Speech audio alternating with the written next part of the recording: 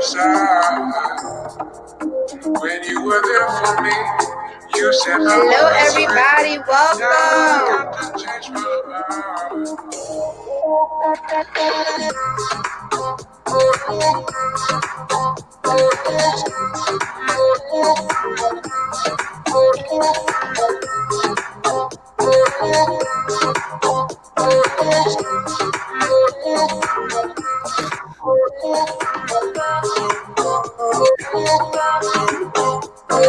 Few more minutes.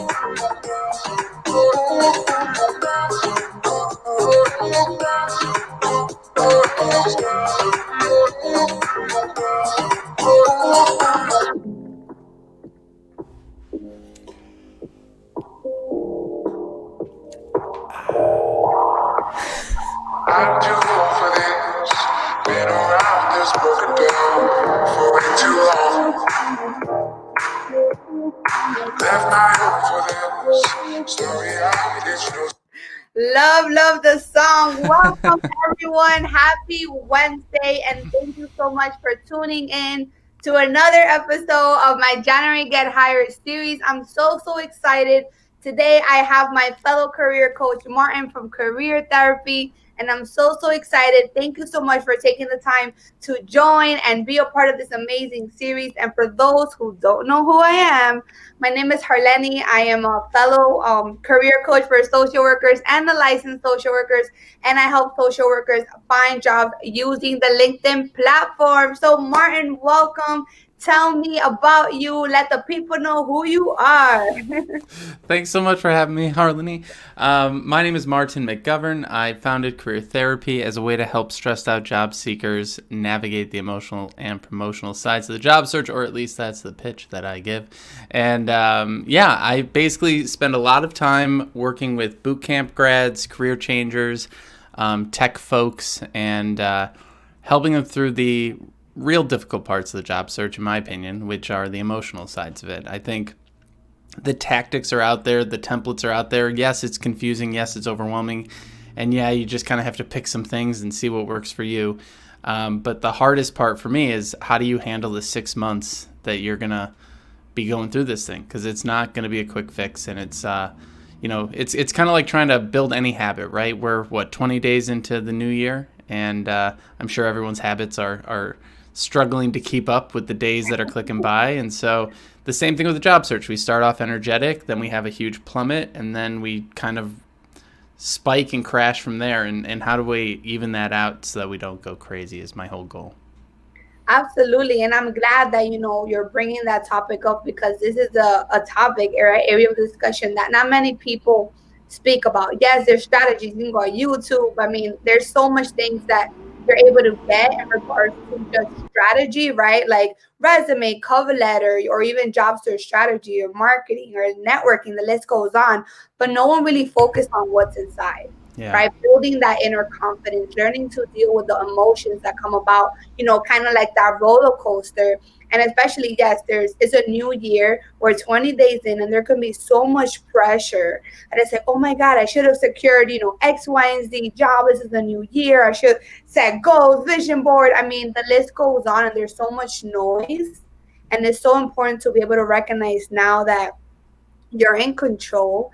You're in control of your emotions and your thoughts to the best of your abilities, because I always say, and I think we spoke about this the other day, that sometimes if your emotions or your thoughts become too much to handle, it's okay to ask for help. Yeah. And, I also want to start off this discussion. And guys, if you're tuning in, make sure to ask questions. We'll make sure to get them, to ask questions and stuff like that, and provide feedback. So if you have questions as a fellow job seeker, make sure to comment down below. So Martin, let's kick off this conversation with, right now, what are some of the strategies that, you tell your clients, or maybe suggestions in regards to, getting through, that job search rut, or just really being able to overcome those limiting beliefs, or just, that frustration? For sure, yeah. Well, the frustration that I've been seeing a lot and throughout my coaching career, but definitely right now, as people are ramping back up. When we ramp up, we tend to go to the basic stuff that everyone knows about, right? Job boards. And job boards are helpful. They're a research tool and they sometimes can work, but if you're in transition or you're starting out in your career, they tend to be pretty abysmal with their response rates. So typically it's like 1 to 4% response rates, and that's not all yeses. That's just hearing back anything. And so I'm working with a lot of folks in there. They understand they need to network, but they don't really know how to go about it. And so I try to sort of teach a two-pronged approach. One is hit the job boards and do your research and see what's going on with the companies and do what everyone else is doing. Cool. Make that a certain percentage of your search, maybe 15, 20%. But then spend a much more significant portion of your search looking for people who have the job you wish you had.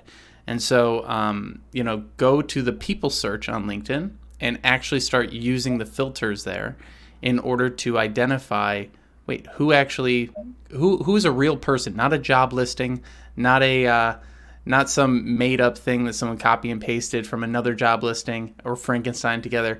Ask a real person what their life is like, what their job is like.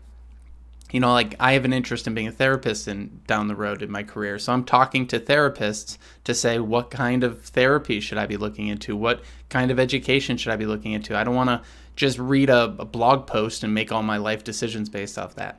So I'm trying to get people to talk to real people and giving them templates to send out using tools like Clearbit Connect so you can find people's email addresses so you don't get stuck in the LinkedIn message box of hell and all those different things. And so, I'm really trying to help people take a much more personal approach to things.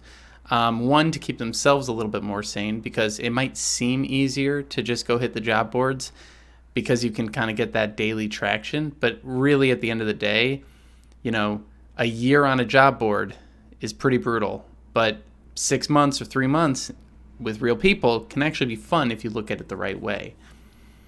Absolutely. I agree with you, because it's all about being direct and intentional, about having a strategy, and not just be like, let me just be on job boards and let me just, before you know it, you have spent your whole day, and it's so draining because you're doing more than you're receiving. So what that happens, that really boosts down your immune system. I'm thinking COVID. You're basically true, though. confident. Well, your immune system, right? Obviously, if you're like on the computer and just not taking care of yourself, right? So it's very important to also give yourself, that little pat on the back. Like, you know what? Today I added this amount of people. I emailed this amount of people, and it's important to, feel good. The job search process should be fun. Right? Yeah. It's giving you especially if you're in a position that, let's say you have a job and you're trying to seek a new opportunity, it gives you more, like, it releases that pressure, right? So you can have time to really figure out and really dig deep to your career goals without like, oh my God, I need to pay the bills. Let me just, get on a job or anything like that. Yeah. Is there a particular pattern that you have seen so far in regards to, okay, this is a common mistake that people kept doing besides being like on job boards? Well, to your point about milestones and celebrating success, this is a big one.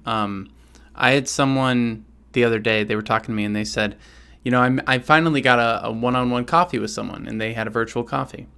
And so first of all, they're already not giving themselves enough credit because they started going negative with it.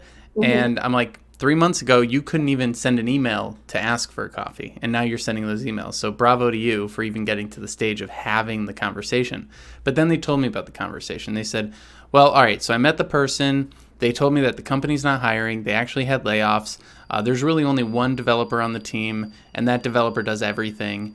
And so really it was a super unproductive conversation. Not much happened out of it. I didn't get a job. And I go, what are you talking about? You learned about the industry. You learned about the tools. You learned about the team. You learned about the layoffs. You learned about how their team is structured. They need help. So they'll probably hire someone in the next 6 months. Like, you learned so much about this company, about this industry, about this field. And you're chalking that up to, I didn't get the job, so I didn't succeed. And I think we need to start thinking about everything as more of a daily practice, right? It's not like, if you're going to do yoga, you can't just suddenly put your legs over your head on day one, right? That's going to probably really hurt. And so if we think that getting the job, getting that 90K, 60K, whatever job is going to be the only measure of success, how are you going to get up every day and do the practice? So I'm trying to help folks think about it more as like skill building, as language learning. I can't even say the words language learning. As like eating right or cooking, as putting it in the same vein as all those skills. And the same way you had to go get educated for 4 years to get your degree, you're probably going to need to learn some skills going through this process. It's not, and to your point about fun, I think that that's a funny one because I'm noticing a bit of my cynical side coming out lately, and I'm almost at the point where I'm like, I don't even want to get you to fun. I want to get you to neutral because everyone's so negative. Like, if we can just get you to benign, I'd be so happy. Like, I can't get people to enjoy their lives, but I can get people to stop beating themselves up for BS that's not outside of their control. No, it is so funny you say that because I know the word fun. You're like, really, how much fun can I have if I don't have a job or anything like that? But even for fun of like just being happy, right? Really Yeah. being content with your current situation and realizing that your current situation is temporary, right? It's really about right now celebrating all of the wins, your small wins, and putting things into your toolbox, right? Yeah. Because you're having those conversations, you're putting your name out there, right? Like, oh yeah, I spoke to Harleny last week, and even though we don't have a job opening, she will be in a candidate that, 6 months down the line, she will be the go-to person. So it's really about tracking your successes, tracking your accomplishments, even those small milestones, in the same concepts that, I've worked with my clients, right, my fellow social workers, that prior to working with me, they never land, like they were having trouble landing interviews, and then once I was able to give them the tools and the confidence to boost themselves, then they get the interview. On their way to the interview, they're self-sabotaging themselves. They're like, no, I can't believe they called me, I'm not gonna get it, I don't have X, Y, and Z. And I'm like, hold up, they called you a few months ago. You couldn't even land one interview, and now you're like having a whole handful of interviews. So really giving yourself that pat on the back, because sometimes we get so blinded. I mean, it happens, life Yeah. happens. And it's also some of the things I teach my clients is, do not guilt yourself for things you don't have control, Yeah. right? Because 100%. it's life. Well, and I empathize with it because like right now I'm trying to use the yoga example. I'm trying to do more yoga, and I have a goal to do it every day. And so this morning, last night I had insomnia. This morning I overslept. I'm just kind of like scrambling through the day a little bit, and maybe I'll get to it tonight. But if I don't, I know I'm going to beat myself up over it. Even though 3 years ago I wouldn't have even done the 5 or 6 other days that I have already done in the last week. And so it's kind of amazing that 4 years ago I wasn't beating myself up for not doing it for 7 months, but now I'm beating myself up for not doing it one day. And it's almost like the better we get at things, the more hypercritical we get about ourselves, because we start expecting more of ourselves. And that can create some weird feedback loops. So I don't know, trying to break that cycle with reflection, journaling, conversation, coaching, whatever it is that helps people, I think is always helpful. Absolutely. I mean, community is everything, and really taking the time to really analyze where your energy best aligns during the week. There's going to be times, I mean, hey, Monday and Fridays, like, don't talk to me. I'm done. I'm checked out. I don't want to do anything. I feel like my most productive days are Tuesday through Thursday, literally. Like Monday and Fridays and weekends, I just want to disconnect. I don't want to do anything.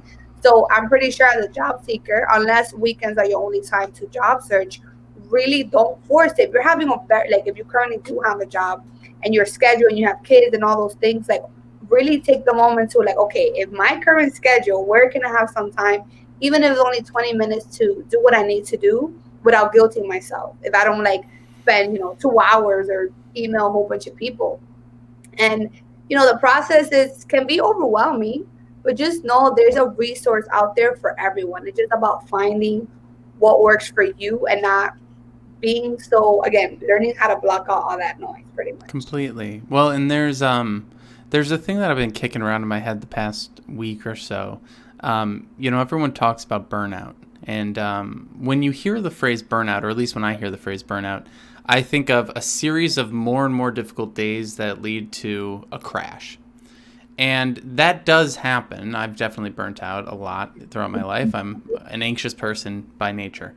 But what I find more common is what I'm starting to call chronic career fatigue. Whether you're job searching or in a job, you're not necessarily like every Friday completely crashing and like everything in your life is falling apart. You're just always tired. You're always exhausted. You're always half thinking about work. And at least I know that that's the state that I'm in a lot of times. And what I'm starting to try and create better solutions around with career therapy is like, how do we combat that a little bit? Because the prevailing quotes that are online are like, make your job search a full-time job.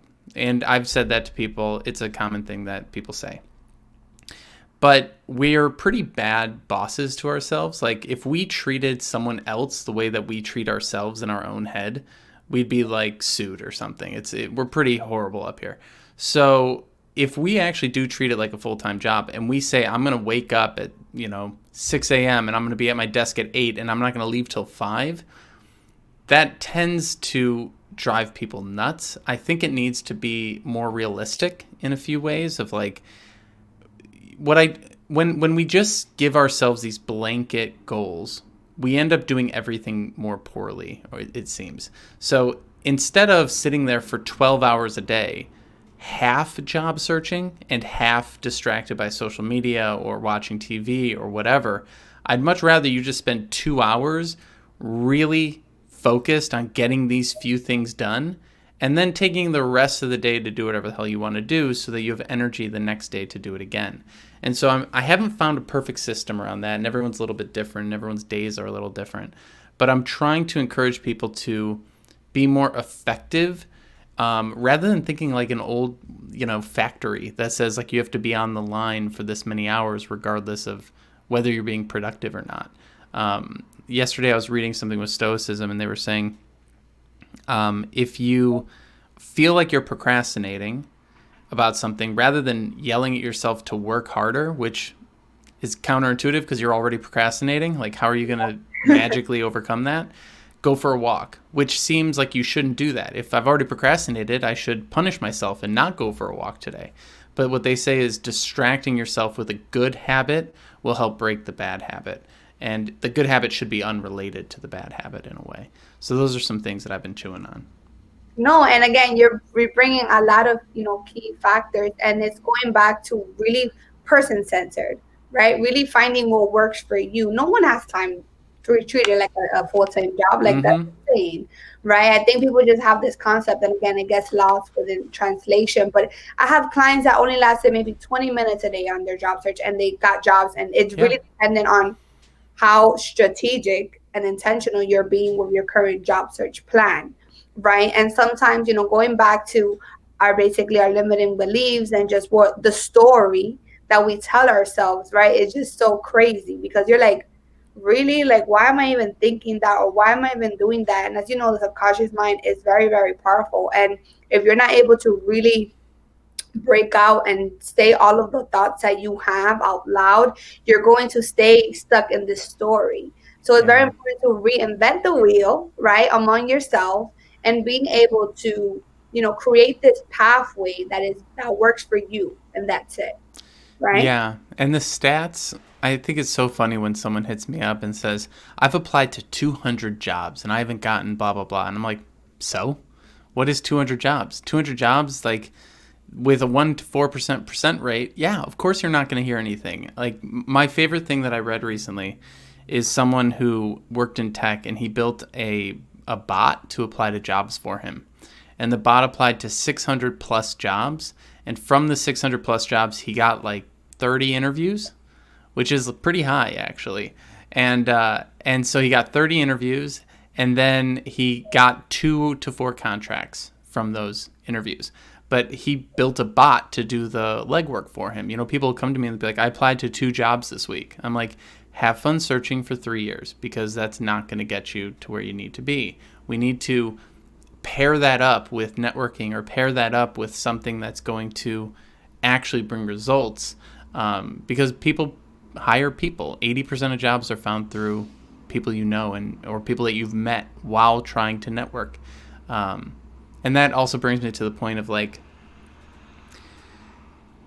everyone is so nervous to network because they think they're taking up someone's time, and that they're being inauthentic if they don't say, I want a job from you in the very first sentence. And that's like, if you're in the dating world and you're on dating apps, you're not going to say, marry me in the first sentence of a date, right? It's kind of implied by the fact that you're on a dating app, what you're trying to get out of this whole scenario, right? And if you're a professional, professionally networking with other professionals, it's implied that there may be a collaboration or a job or a contract or something that happens sometime in your careers together because you're having this conversation right now. So I don't think we have to be so explicit about our intentions because everyone already knows. Like it's already established in the vibe, I guess, of networking that you don't have to feel insecure about it. Absolutely. And, same thing. I've had some of my clients have said, well, I reached out to X, this person, they haven't responded and all these things. And I'm like, this is all data that you're collecting. What time of day have you, reached out to them? Basically, what are you saying? Or, et cetera, et cetera. And I always say for those people, I mean, LinkedIn, not everyone's on it, right? Some people can check it or not, right? And it's really important to also take into consideration those individuals that are not responding says a lot. So do not waste your energy and the time that you have basically, breaking it, like beating yourself over, like, oh my God, no one responded to me. I'm not going to get a job. Like, no, you did it. Let it go. Yeah, right? Those people saved you time by not meeting up with you when they didn't want to meet up with you, because you don't want to meet with someone who doesn't want to meet you because they're not going to be helpful for your career. So it's, again, this is all counterintuitive stuff. And I'm curious what your thoughts are. Like, what are you seeing are the reasons people think this way? Like, why do we get so emotionally invested into all this stuff? I mean, there's a million reasons, but I'm curious if you have any thoughts on like why people can't be more robotic about this stuff. Because I feel like my opinion, it's, when we grow up, we all have this vision, career goals, and just, this idea that we're like, okay, when I become, this particular role, I'm going to make it, right?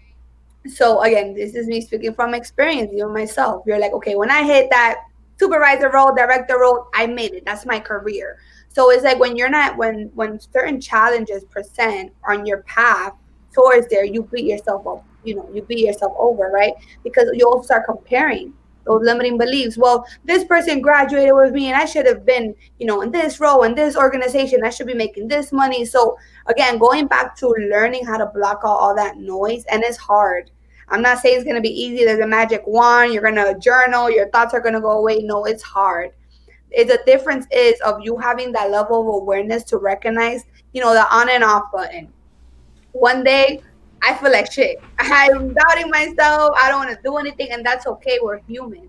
We're going to have feelings. But just the moment I'm like, okay, for some reason, I'm feeling like this. So I'm in a funk. What can I do? Who can I speak to boost my confidence, right? So I really feel that because somebody's upbringing, maybe the way that, their parents or caregivers raised them and just beliefs that were put on themselves, right? Like, I know me being a woman of color, minorities, and I'm a first generation to get, and hey, Mark, to get, my bachelor's and my master's degree. So much pressure there. Yeah. But, really making sure that you're able to recognize, like, okay, this is what I want. And I feel like that happens a lot, especially that I work with social workers. I'm a social worker myself. And I feel like there's so much pressure of like, when you graduate, this is your expectations. When you graduate, you're supposed to do this and X, Y, and Z. And going back to all of the noise within this environment, pretty much. Yeah, and this is where I start to... I'm trying to study more Stoicism and Zen and like classical philosophy and stuff like that, because I really do think it's fascinating how much time and energy we spend on image and things like that, coming from the marketing and branding world. I used to help people craft personal brands, like, when I still do. So like that's it can be helpful in getting a point across, but it can also be toxic or detrimental, or however you want to phrase it. And one of the things that I was just chatting about earlier today is people keep saying like, oh, should I apply to this job? Should I apply to this job? And they go, I looked at this company and I read their mission. And I'm not quite sure it like totally aligns with me. And I don't know, should I apply? And I go, how much time did you spend like researching the company? And they're like, a half hour, an hour. And I go, you could have applied by now. I don't know why you're worrying so much about this company. Every company kind of sucks. Every company kind of sucks. This like dream company and this passion that we're being sold, I think has truth to it.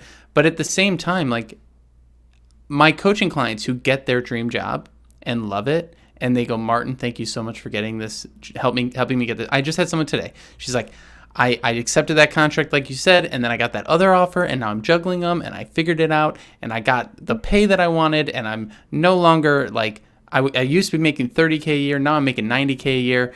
Like, it was an amazing story. And I guarantee in 5 months, that person who's so ecstatic, so excited, is going to be sitting there going, oh, this is kind of mundane. My boss is kind of a jerk. My favorite employee just quit. My favorite coworker just quit. Something is going to happen that's going to plateau that excitement. And I want people to be ready for life's plateaus. Yes. Like, be ready for the fact that life is, on the whole, mostly boring and okay. And we can't keep holding ourselves to these standards of like Instagram or whatever the heck else we're looking at, where every day is supposed to be incredible, even in a pandemic. It's like, oh my gosh, look, this person has an amazing home and a pool and their kids are so cute. It's like, stop. Whatever job you're doing is probably fine. And if it's toxic, change. If you need more money, change. If you want to be working on a different problem or in a different field or on a different subject, change. These changes are all good and they're all positive. But I do find it quite insidious for folks to just be like, if I don't get this right. I mean, that's what I was told. I was told that my first job out of college was going to be like the thing that made or break my career. And when I quit that job, I was told I was committing career suicide. I was 23, and my buddy goes, you really think in the next 65 years you're not going to find another job? And I go, well, of course, that sounds ridiculous. So we can have huge changes. We can make big pivots. But none of it is going to solve the core issue of life plateaus. And then you do something else, and then it plateaus. And then you do something else, and then it plateaus. And I feel like it can take a lot of pressure off of people's shoulders to lean into that or realize that a little bit more. What are your thoughts? I mean, you're literally speaking. I'm just like, you're right on point. And it's true. And it's also, changing that bigger picture, right? We hear all the time, oh, Microsoft, Google, blah, blah, blah. And it's just, yeah, those are great goals. I mean, ambitions, go for what you're doing. But like you said, we're all chasing a feeling. Yeah. A feeling to feel validated. But the most important thing is you need to validate yourself. Because like you said, 6 months, a year down the line, you're like, I'm bored. I don't want to do this. Yeah. Do you know how many people that work at Google I've talked to that hate it? So many. And they're just like, well, what do I do now?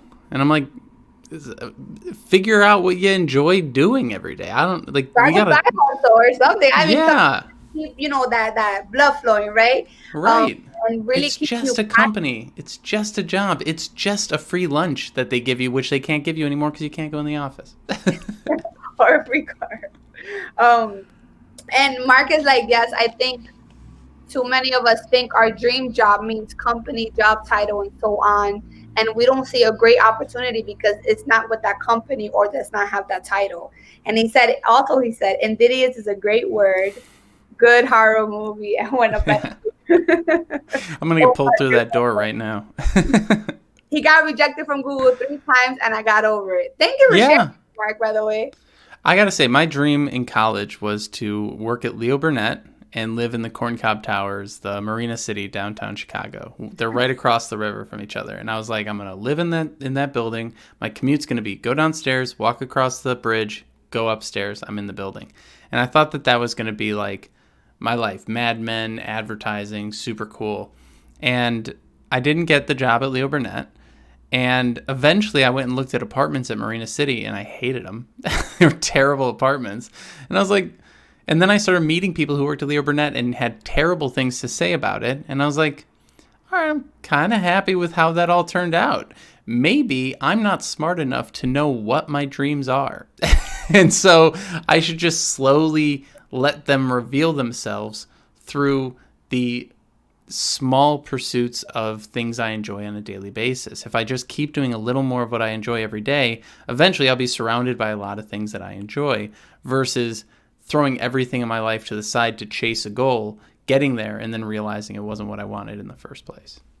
Absolutely. And I feel like I am a strong believer, even looking, I mean, I'm young, but, looking through like my social work career, how everything has literally led me to now, to having my own business and being a career coach for social workers, everything has has led up to where I am today. And I wouldn't take that back. I'll literally do it all over again, go through all those struggles and all those things because I'm able to find exactly what I'm passionate. So, Yeah. for you fellow job seekers, and I know maybe a lot of people are on lunch, so you're watching the replay, make sure to hashtag replay. And if you have questions, make sure to comment in the chat box. Also follow my hashtag Jan Get Higher because the series will continue all month long and will continue every other month. But what I want to say to really do a recap, it's if you're a job seeker right now, you're like, oh my God, my life right now, I'm not where I need to be. Like, what's wrong with me? I should be blah, blah, blah. Take a moment to sit back, reflect on all of your accomplishments so far, give yourself a pat in the back, and know that this is not like forever, right? It's only temporary. Just wanted to leave some words Yeah. of wisdom. The opposite of burnout is chill out. I think we all need to chill out a little bit. Chill out, have fun. I mean, as we know with this pandemic, life is short. Have fun, give yourself love, have fun, and just surround yourself with people who are going to give you positive energy. And if you have days that you're not going to feel your best, and if it becomes overwhelmed, it's okay to ask for help. So don't beat yourself up over it. Mark says, you're young but very wise. I try my best. I mean, I'm in my late 20s, but still, I interviewed with 20 companies and got 5 job offers during COVID. I know, Mark, and congrats on your Nice. job offer. I know that's so exciting. But Martin, thank you so much. I mean, this conversation has been fire. Thank you. Thanks for having me. It's been a blast. Sharing all these gems and just really having a great conversation because these things are not talked about, right? This is very things are, I hope people hold to the core. But any last minute tips, suggestions, any projects that you're working on, how people can find you, and pretty much. Sure. Yeah. Well, I do a live stream on my LinkedIn channel every day. Also, my personal YouTube, where it's called Martin's Morning Musings, and I just read Stoic readings and reflect on them. It's kind of my own daily practice, and I invite people to join me all the time. I have a program with career therapy called Unstuck in 6.